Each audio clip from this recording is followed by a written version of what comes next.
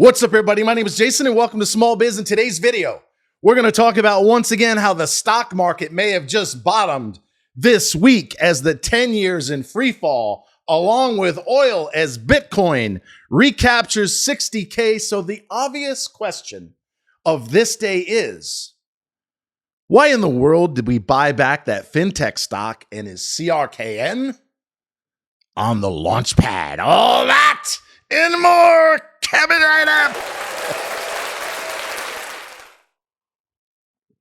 All right, ladies and gentlemen, we're almost quarter to noon outside of Atlanta, Georgia. I hope you're having a fantastic day. Last trade on CRKN, 05 and a quarter. And that fintech stock, in my opinion, is probably going to reclaim or get close to $5 a share by the close. But I want to start off by saying, to all the freeloaders out there who have entertained this channel for the better part of the last 3.5 years, if you want to get rich, if you want to stack motherfucking cash to the ceiling, unlike our dear friend Kurt, the home builder, among other businesses that he owns, who took a cheap shot at me yesterday, not only by quitting, but trying to accuse me of being a day trader. Do you know what your fucking body temperature is, ladies and gentlemen? That's our win rate in the last 19 months. Outside of MCOM and Mullen,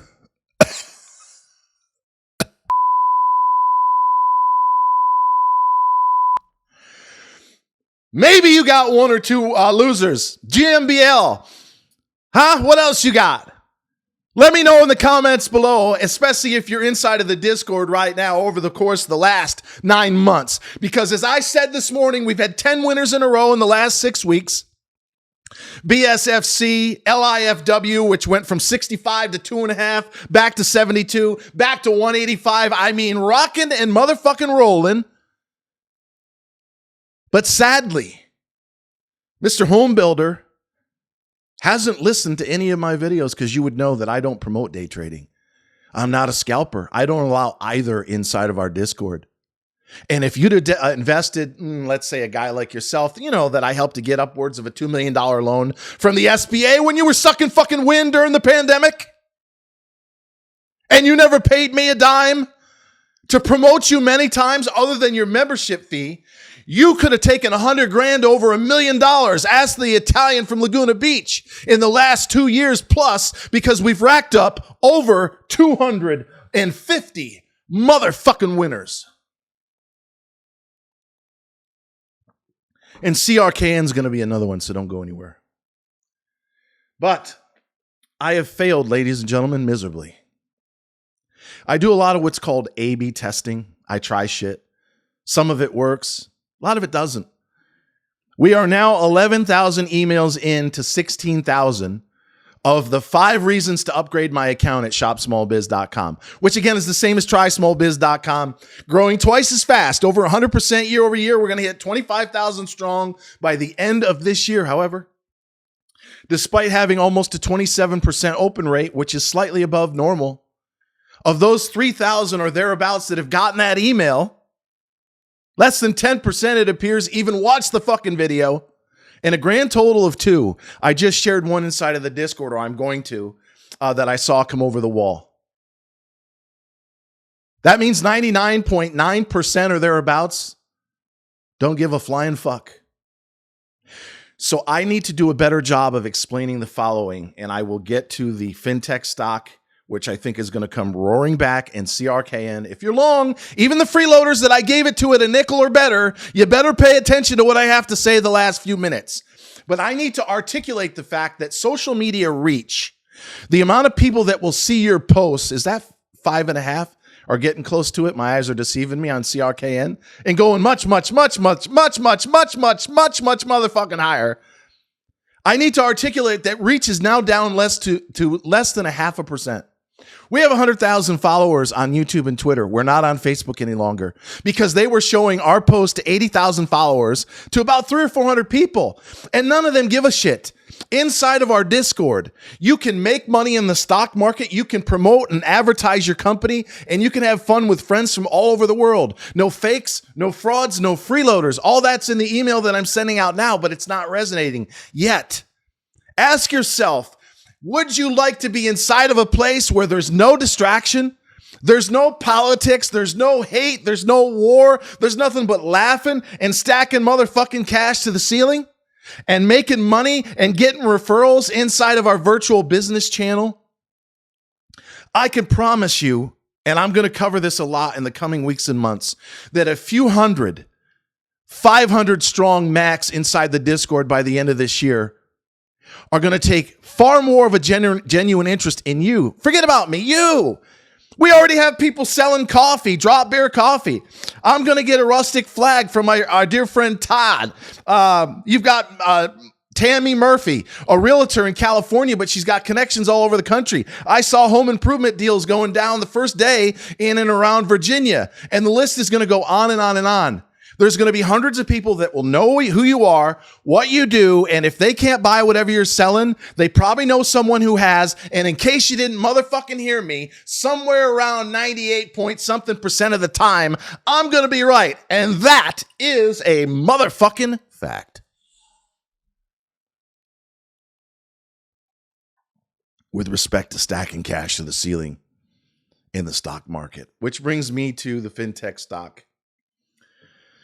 Last trade, 444. Hey, maybe it's good luck. As I just said a second ago, I think the low on day was 405. They did a 1 for 80 reverse split. We rolled the dice, right? We made 16% yesterday. I nailed the fucking top at 086 with a photo. By the way, check yesterday's high. I'm talking to the millifucking penny.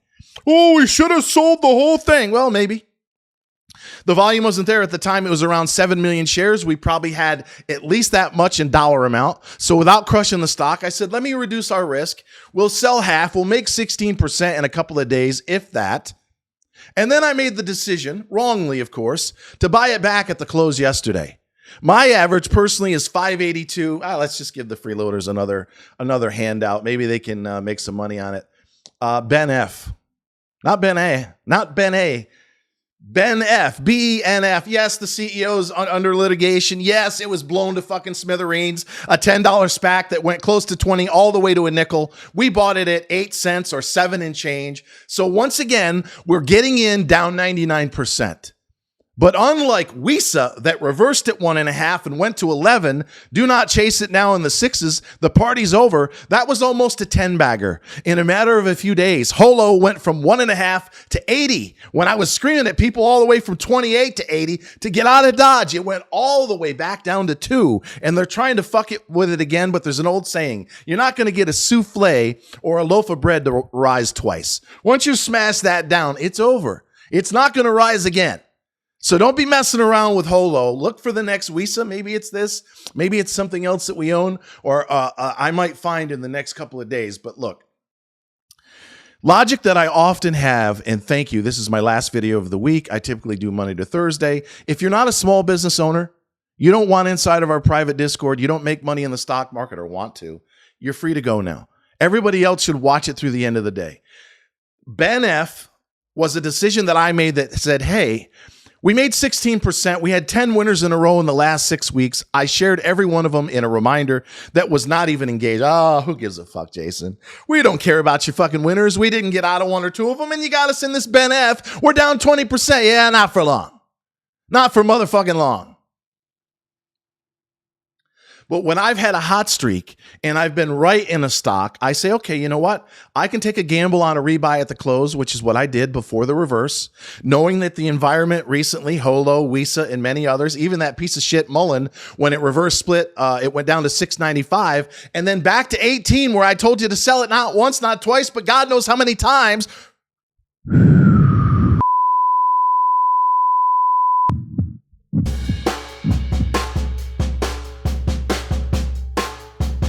Down to 2 and change. Can it bounce to 3 or 4? Sure. Is it ultimately going to go chapter 11? I'll let you decide. But the point is this, when you're getting in down 98, down 99%, and you're leaning on a guy with 30 years of experience, half of that is a broker from 1993 to 2007 that's got a win rate close to the body temperature that most of you currently have, you can take a chance. And you could be wrong, and we very well may. Which brings me to CRKN and why I think this stock is about to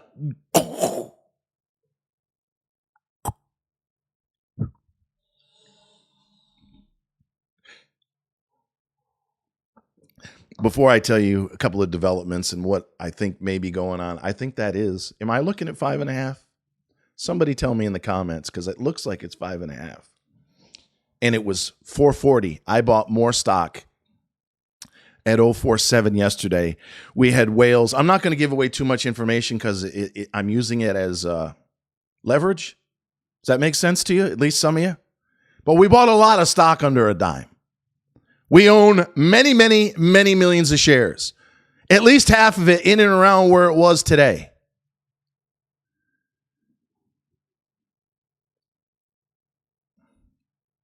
If you got a small business, get your fucking ass to shopsmallbiz.com. I can't stress it enough. You can pay by the month, cancel anytime. You can save 25% by the year. We have our smallest of small investors. They got 10 or 15 grand in stocks like CRKN. They're making $1,000 a month. They're making 10 times what they're fucking paying me on a $15,000 account or even less. And we have whales making $50,000 to $100,000 a month. They feel guilty. They're only giving me $75 or $85 a month if they got a small biz and a premium. Are you shitting me? If I was running a hedge fund, I would be making 20 times what I'm charging you right now, minimum. But I have to get that story across, and I will over the coming weeks and months ahead. All right, CRKN. Came public, reverse split, ground down to a pulp, equity line of credit, ELOC, ran their outstanding after the reverse from 10 million to north of 75, 80 million. They've got an ELOC that can go up to 200 million shares. I've been telling them, please, oh, please don't motherfucking do that. They teased us in the earnings call 2 weeks ago that we've got a new line of credit. Where is it? Where's the fucking announcement? You sandbagging it? And if so, what are you sandbagging it for? So you motherfuckers can file the 10Q and then load up on the stock and then tell us about the line of credit?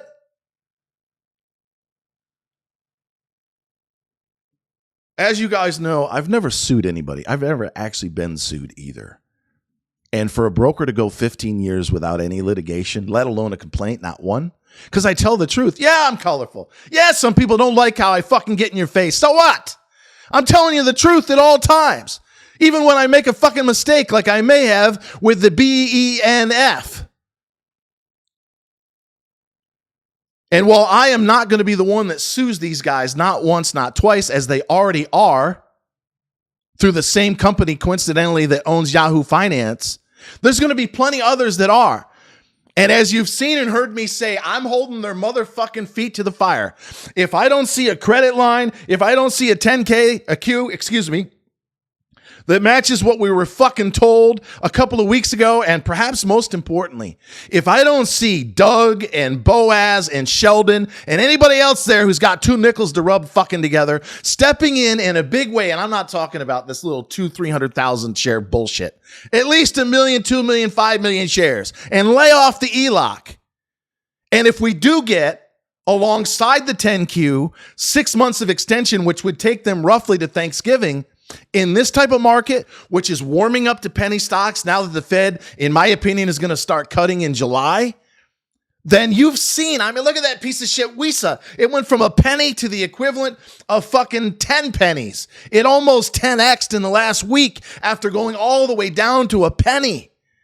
And I'm not guaranteeing that CRKN can't do the same, all-time low 044, but I am saying with us owning approximately 20% of the tradable float, perhaps on the doorstep of a 10Q, a line of credit, and insiders, I don't know, buying up the remaining 20% or thereabouts that's available from this price right here at north of a nickel to somewhere near a dime, then yeah, we can stack some more motherfucking cash to the ceiling. So until next time, always remember that I love you. And thank you so very much for watching. Shop small. That's not small. Biz.com.